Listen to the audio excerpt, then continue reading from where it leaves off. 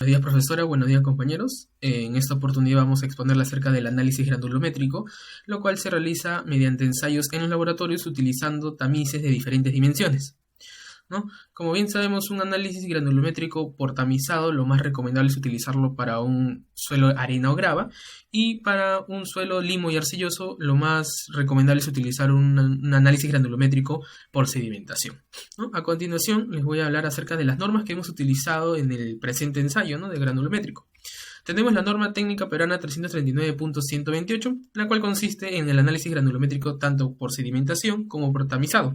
Esta norma consiste en la determinación cuantitativa del tamaño de las partículas del suelo, en donde nos indica que las partículas que se encuentren retenidas en el tamiz número 200 se deberá realizar un análisis granulométrico por tamizado, y las partículas que pasen por el tamiz número 200 se deberá realizar un análisis granulométrico por sedimentación en el suelo, ¿no? Utilizando también junto con ello la ley de Stubb. Una norma que no debemos de dejar de mencionar es la norma 339.090. Esta norma tiene como objetivo establecer la preparación en seco del suelo tal como se recibe en el campo para el análisis granulométrico y de sus constantes del suelo, ¿no? Y por último tenemos esta norma CTMD 422-63, la cual determina el análisis del tamaño de las partículas del suelo, ¿no?, en la cual viene junto con la norma técnica peruana 339.128, ya que las partículas, a la misma manera, nos indica que las que se quedan sobre la malla número 200 se deberá realizar un análisis granulométrico por tamizado, y las partículas que pasen por el tamiz número 200 un análisis granulométrico por sedimentación, ¿no? Pero en este caso utilizando una hidrometría para realizar los cálculos correspondientes. Presentamos los cálculos, resultados e interpretación del tema de granulometría, límites de consistencia y clasificación de suelos. En el tema de granulometría vamos a tener tres ecuaciones principales, las cuales nos van a ayudar a poder llenar nuestra tabla, las cuales son el porcentaje parcial retenido, que es igual al peso retenido entre el peso total de la muestra, que serán datos, el porcentaje acumulado retenido, que es igual a la sumatoria del porcentaje parcial retenido por cada tamiz, y el porcentaje acumulado pasante, que sería la diferencia con el 100% y el porcentaje acumulado retenido. En la parte de cálculos podemos ver que tenemos como dato el peso total seco, el cual tiene un valor de 2.766.2 gramos. Tenemos los pesos retenidos en cada tamiz, empezando desde el tamiz de 3 pulgadas, el cual tiene un valor retenido de 0%, ya que todos los agregados pasan esa malla. Y en el número 200, donde están las partículas más finas, un valor de 9. Para poder hallar la porción retenida, el porcentaje parcial retenido, el porcentaje acumulado retenido y porcentaje acumulado pasante, solo utilizamos las fórmulas ya mencionadas. Haremos el ejemplo en el tamiz de 2 pulgadas y así consecutivamente. Podemos ver que el porcentaje parcial retenido de este tamiz va a ser igual a la porción retenida, el porcentaje retenido, que era 655.4 mencionado acá en la tabla como dato, dividido entre el total, que nos dan también como dato, multiplicado por 100, que nos da un valor de aproximación 23.693%. Ahora, el porcentaje acumulado retenido va a ser el mismo, debido a que, y ya lo mencionamos, en la malla de 3 pulgadas, el valor retenido es de 0%. El porcentaje acumulado pasante sería la diferencia 100 menos el acumulado retenido, que nos da un valor de 17.307%. Hacemos lo mismo con los siguientes tamices.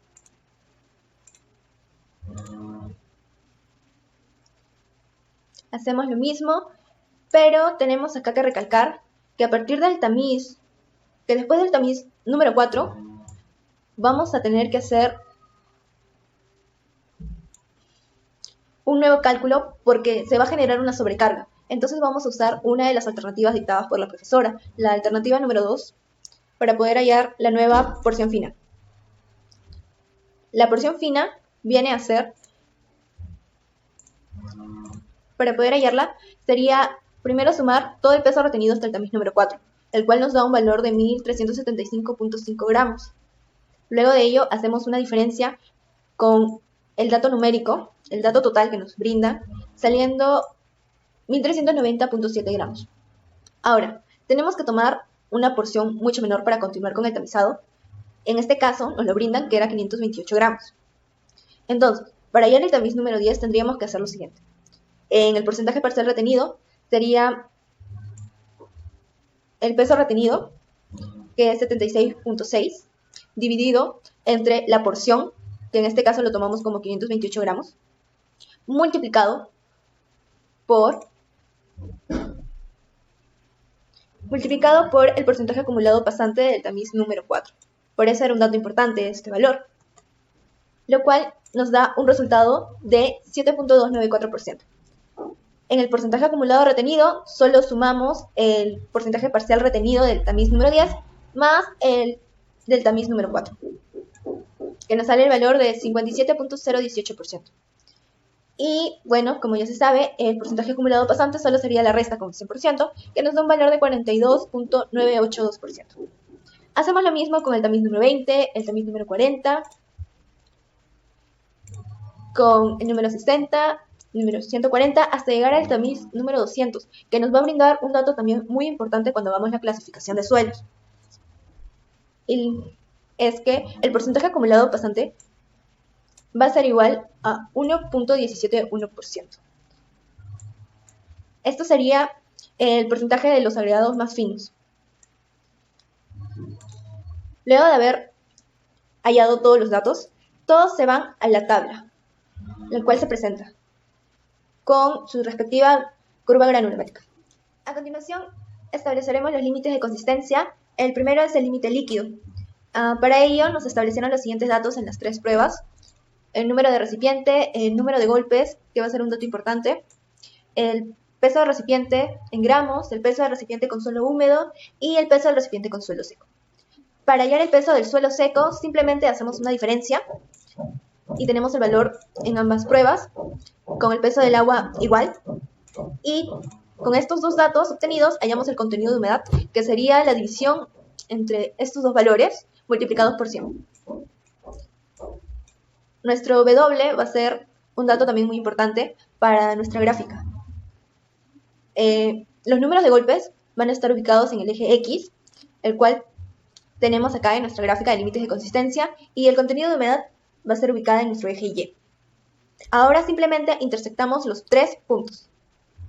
Como se puede observar, acá es referente a los 15 golpes, 22 golpes y 34 golpes. Establecemos una recta, sin importar que esta recta no atraviese este punto, no hay ningún problema. Ahora, para hallar nuestro límite líquido, tenemos que tener en consideración un número de golpes igual a 25, según lo dicta la norma de mecánica de suelos. E intersectamos en nuestra línea prolongada, haciendo como punto en Y el valor de contenido de humedad 28.05%. Este valor de 28.05% va a ser nuestro límite líquido, pero ya sin porcentaje, claro, que sería entonces un límite líquido de 28, redondeado. A continuación, determinaremos el límite plástico. Podemos observar que nos brindan dos pruebas y nos dan como dato el peso del recipiente, el peso del recipiente con suelo húmedo, el peso del recipiente con suelo seco. Mediante estos datos podemos hallar el peso del suelo seco, el peso de agua y el contenido de humedad, establecido como en el límite líquido, utilizando las siguientes ecuaciones de resta y división entre estos dos valores multiplicados por 100. Cuando hallamos el contenido de humedad en la prueba número 1 y prueba número 2, establecemos el promedio, que lo pueden ver a continuación aquí. Sería la suma de estos dos valores dividido entre 2, el cual nos da un valor de 19%. Este 19% sería considerado nuestro límite plástico, como un valor entero, claro. Entonces, en conclusión, en la siguiente tablita mostrada, podemos ver que nuestro límite líquido era igual a 28 por la gráfica de límites de consistencia. Nuestro límite plástico nos salió por el promedio 19. Entonces, el índice plástico vendría a ser la resta de estos dos valores, que nos saldría 9. Por último, hacemos la clasificación de suelo. Empezamos con la clasificación método SUX y podemos observar que tenemos como dato hallado mediante la tabla, el proceso granulométrico, el porcentaje de finos, que sería el valor de 1.171%. Con ello hallamos el porcentaje granular, que sería la resta, el 100% menos este valor, que nos da un 98.82%. ¿Qué quiere decir esto? Que nuestro suelo va a ser denominado un suelo granular. Luego de ello tenemos que determinar el porcentaje de grava. Y ello se hace con el peso, el porcentaje de peso que pasa, del tamiz de 3 pulgadas menos el número 4. Para ello vamos a nuestra gráfica granulométrica y resaltamos que el porcentaje que pasa en el de 3 pulgadas sería un valor de 100% y en el número 4 de 50.276%. Hacemos la resta respectiva y nos da el valor presentado de 49.724. Lo mismo para el porcentaje de arena, hacemos una resta, pero con la malla número 4 y la número 200, que nos da un valor de 48.553. El mayor valor sería la grava, así que este sería nuestro sufijo G. Ahora tenemos que hallar el prefijo. Como sabemos, nuestro porcentaje de fino, que es de 1.171%, es menor al 5%, entonces solo se requiere conocer la gradación, si está bien graduada o mal graduada. Para eso, de la curva granulométrica, obtenemos los valores de 10, de 30 y de 60, aproximaciones, los cuales nos brindan los siguientes valores. Y mediante las condiciones que se deben cumplir, que el CU debe ser mayor a 4 y el CC debe estar entre un intervalo de 1 a 3, hacemos la ecuación de CU, que sería el de 60 sobre de 10, que nos da un valor de 93.39. Entonces, esta condición se cumple. Pero en la ecuación de CC nos da un valor de 0.13 aproximadamente, no encontrándose en el rango. Entonces, llegamos con conclusión, por no cumplir uno de los requisitos, que la grava es pobremente graduada, que tiene el siguiente sufijo, P. Si fuera graduada, sería W. Entonces, esta sería nuestra simbología en la clasificación SUX. Una grava mal graduada, mezclas de grava y arena con nada de finos. El siguiente método, que es la clasificación ASHTO, tenemos que tener como datos principales el porcentaje que pasa en la malla número 200, en la número 10, en la número 40 y en la número 200. Estos valores van a ser necesarios porque nos vamos a ubicar en la tabla de clasificación de suelos de un ASHTO. Para ello también necesitamos saber en cuál de las columnas va a encontrarse nuestro suelo. Como nuestro suelo es menor al 35%, estamos hablando de un material granular. Entonces nos ubicamos en la columna de materiales granulares. Tiene que cumplir los siguientes requisitos, establecidos por los datos encontrados en granulometría. También por los límites de consistencia que fueron hallados, el límite líquido, el límite plástico y el índice plástico. Haciendo una determinación de ello, podemos concluir que nos encontramos en el grupo siguiente. Entonces correspondemos a esta clasificación, que nos da un valor de un índice de grupo en realidad de 0. Fuentes de error u observación. Primero, las muestras tienen que estar completamente secas y de esta manera podremos realizar su respectiva granulometría, evitando el mal lavado del material. En este ensayo se debe de manejar correctamente todos los instrumentos, así como también tenemos que verificar que todos se encuentren en un perfecto estado.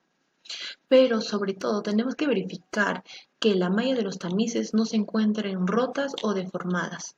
De esta manera nos aseguramos que las aberturas no sean más grandes de lo establecido. También, si nosotros tenemos una muestra que contiene partículas finas plásticas, lo recomendable es primero disgregarlas y posteriormente tamizarlas. Las bandejas y los tamices antes y después del ensayo tienen que estar perfectamente limpias. La balanza antes del ensayo tiene que ser calibrada, pero para obtener un mejor resultado se prefiere utilizar la balanza de presión, ya que de esta manera las cantidades serán más exactas de cada agregado en cada tamiz retenido. Los tamices no deben de ser golpeados sobre la mesa, sino deben de ser golpeados ligeramente sobre una superficie blanda. También nosotros no debemos de modificar la orientación de una partícula moviéndola con la mano. Puede agitarse la malla vertical y lateralmente para hacer que pase, pero no hacerla pasar a la fuerza. El tamizado debe de realizarse en un tiempo de 10 minutos en forma individual con movimientos circulares. De esta manera se evitará el tiempo de agitado inexacto. También no debemos de exceder la muestra a cada tamiz, ya que esto lo va a dañar. Este es el error más común y más serio asociado a este ensayo, ya que tenderá a indicar que el material ensayado es mucho más grueso de lo que en realidad es. Para evitar esto, las muestras muy grandes deben de ser tamizadas en varias porciones y las porciones retenidas en cada tamiz se juntarán luego para realizar su respectivo pesado. También se prefiere verificar que el peso del material antes del ensayo y la suma de los pesos de las fracciones retenidas no difiera más de 1%, de lo contrario, se tendrá que volver a repetir el ensayo. Y por último, se tiene que tener suma cautela al momento de realizar Precauciones y recomendaciones en el ensayo de análisis granulométrico. En el momento de retirar los tamices deben ser con mucho cuidado, ya que podríamos perder materiales y afectarían los cálculos. La balanza debe estar bien calibrada para poder obtener una buena medición de cada peso. La bandeja antes y después de cada uso deben estar limpias y asimismo los tamices para que los residuos que queden no afecten los pesos siguientes. Agitar bien los tamices para que el material pase todas las mallas posibles. Conocer la utilidad de cada instrumento para usarla adecuadamente. Por ejemplo, calcular bien el peso en la balanza, el orden de cada malla, ya que el mal uso de estos instrumentos haría de que hagamos un mal ensayo. Y evitar la mala manipulación de cada tamiz, ya que podría causar pérdida de material y en el momento de pesarlo no sea el peso. Profesora, a mí me toca exponer lo que vendría a ser los otros ensayos para obtener los mismos parámetros que nos da el ensayo granulométrico, que vendría a ser la distribución de tamaño de partículas. Entre estos ensayos tenemos a la granulometría por sedimentación. Este ensayo tiene una ventaja muy grande, que es la de realizar este ensayo a las muestras de suelos finos, a las que pasan el tamiz 200, y esta es una gran ventaja, ya que el ensayo de granulometría no se le puede realizar a suelos tan finos porque es demasiado pequeño. Se prepara de la siguiente manera: se prepara la muestra, después se la combina con agua, se las deja reposar y se la mete en el cilindro de sedimentación. Después se le coloca el hidrómetro para una toma de datos. Y ahora, con el dato obtenido del hidrómetro, con el tiempo, con la temperatura y con la gravedad específica, existe una fórmula para calcular el tamaño de las partículas y el diámetro que pasarían.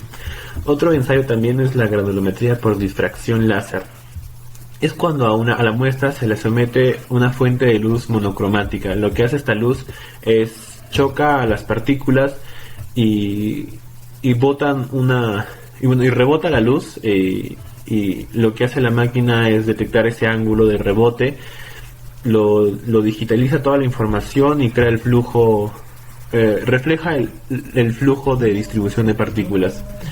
Y bueno, entre las ventajas de este ensayo es que es bastante rápido, sencillo, pero su desventaja vendría a ser que es costoso, ya que podemos ver que el equipo es bien moderno. Y otro ensayo también es el ensayo por dispersión de luz dinámica. El procedimiento es el siguiente: se diluye la pequeña muestra en la concentración requerida por el medidor, se le quita el aire, luego se bombea las partículas dispersas en el líquido a través de una lentilla medidora, se obtiene en la pantalla del medidor el resultado de las fluctuaciones de luz, y bueno, ya finalmente con un programa se obtiene la distribución y el tamaño de partículas. Los programas son SCADA o LIMS. Las ventajas vendrían a ser la misma que el anterior. Son equipos modernos y hacen mucho más rápido y hasta más exacto los cálculos, pero son más costosas. Y finalmente el microscopio óptico. Este es más automático, simplemente la muestra se le coloca dentro del analizador y el microscopio lo analiza mediante sombras proyectadas. Y ya eso vendría a ser todo, los ensayos. De este último también su ventaja es lo mismo, que es muy sencillo y rápido, sin embargo es costoso. Y bueno, eso es todo. Muchas gracias.